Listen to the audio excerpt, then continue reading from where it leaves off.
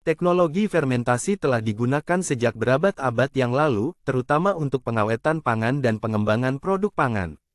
Pengertian makanan fermentasi adalah makanan yang telah melewati proses perubahan kimia dari senyawa kompleks menjadi sederhana melalui bantuan enzim yang dihasilkan mikrobia. Berdasarkan produk yang dihasilkan, fermentasi terbagi atas dua jenis, yaitu homofermentatif, merupakan fermentasi yang produk akhirnya hanya berupa asam laktat.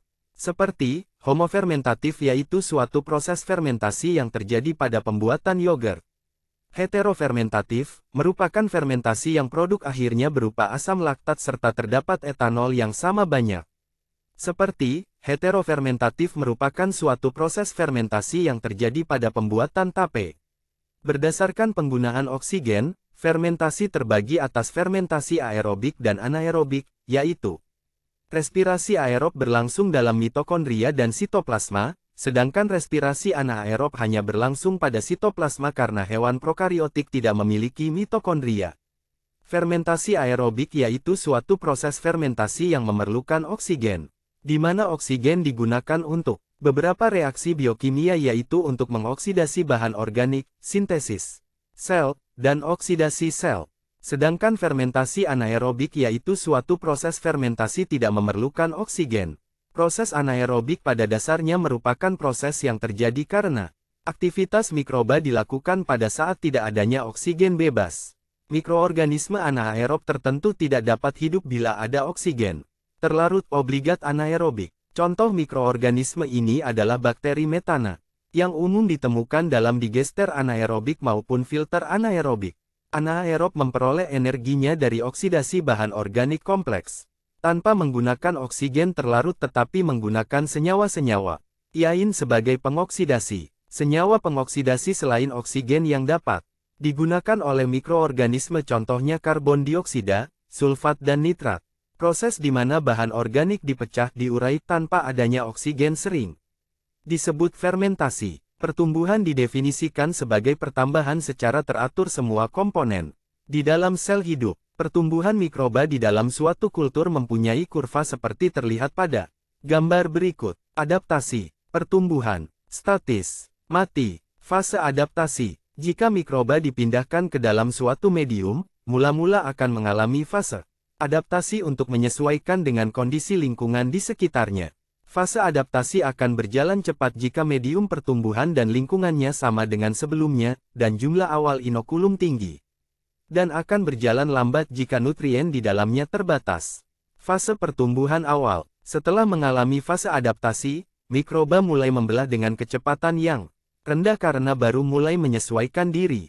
Fase pertumbuhan logaritmik. Pada fase ini mikroba membelah dengan cepat dan konstan mengikuti kurva logaritmik. Pada fase ini kecepatan pertumbuhan sangat dipengaruhi oleh medium tempat tumbuhnya seperti padan kandungan nutrien, juga kondisi lingkungan termasuk suhu dan kelembaban udara. Pada fase ini mikroba membutuhkan energi lebih banyak daripada fase lainnya. Fase pertumbuhan lambat. Pada fase ini pertumbuhan populasi mikroba diperlambat karena beberapa sebab. 1. Zat-zat nutrisi di dalam medium sudah sangat berkurang. 2. Adanya hasil-hasil metabolisme yang mungkin beracun atau dapat menghambat pertumbuhan mikroba. Pada fase ini jumlah populasi masih naik karena jumlah sel yang tumbuh masih lebih banyak daripada jumlah sel yang mati.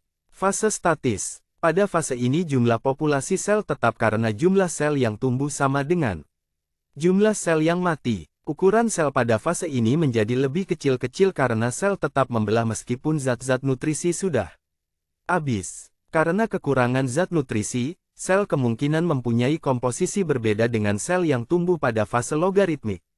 Fase menuju kematian dan mati. Pada fase ini sebagian mikroba mulai mengalami kematian karena beberapa sebab, yaitu 1. Nutrien di dalam medium sudah habis. 2. Energi cadangan di dalam sel habis. Kecepatan kematian tergantung dari kondisi nutrien, lingkungan dan jenis mikroba.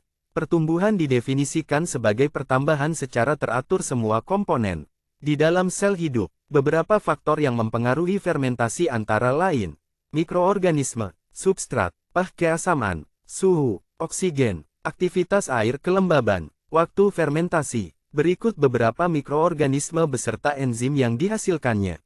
Mikroorganisme yang penting dalam industri fermentasi dapat diperoleh dari berbagai sumber di alam. Sebagai contoh, bakteri pembentuk spora yaitu Bacillus dan Clostridium sering ditemukan dari tanah, bakteri asam laktat sering ditemukan pada susu, bakteri asam asetat sering ditemukan pada sari buah, dan sebagainya.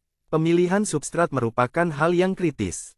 Dalam industri fermentasi diperlukan substrat yang murah, mudah tersedia dan efisien penggunaannya. Beberapa faktor yang mempengaruhi pemilihan substrat untuk fermentasi adalah 1. Tersedia dan mudah